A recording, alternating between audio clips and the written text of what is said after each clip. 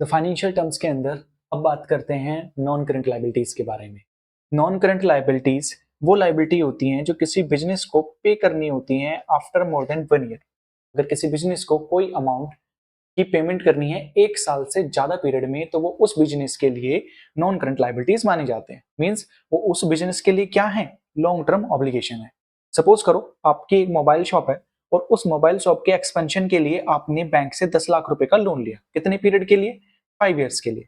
अब क्या आपको ये 10 लाख रुपए की अमाउंट क्या 1 साल के अंदर पेमेंट करनी है?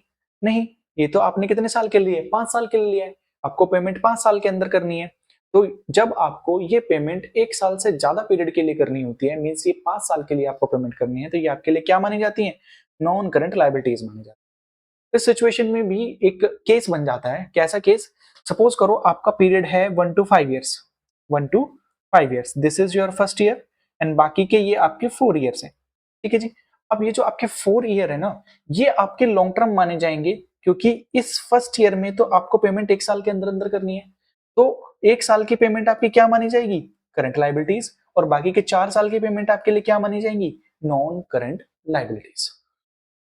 अब नॉन करंट लायबिलिटीज के लिए यही पोर्शन हमने नीचे लिख दिया है। Long term loan that has become due within 12 months generally shown as under current liabilities. Where remaining loan, जो कि हमारा 4 साल के पीरियड के लिए हमने देखा था यहाँ पर, वो आपका पोर्शन बन जाता है नॉन करंट के।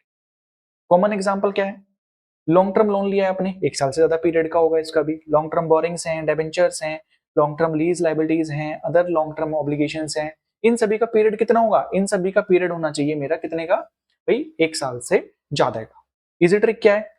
When do I have to pay it within 1 year? अगर 1 साल के अंदर अंदर करनी है तो वो करंट लायबिलिटीज है। अगर 1 साल से ज्यादा के लिए पेमेंट करनी होती है, that is your non current liabilities. I hope समझ में आ गया होगा।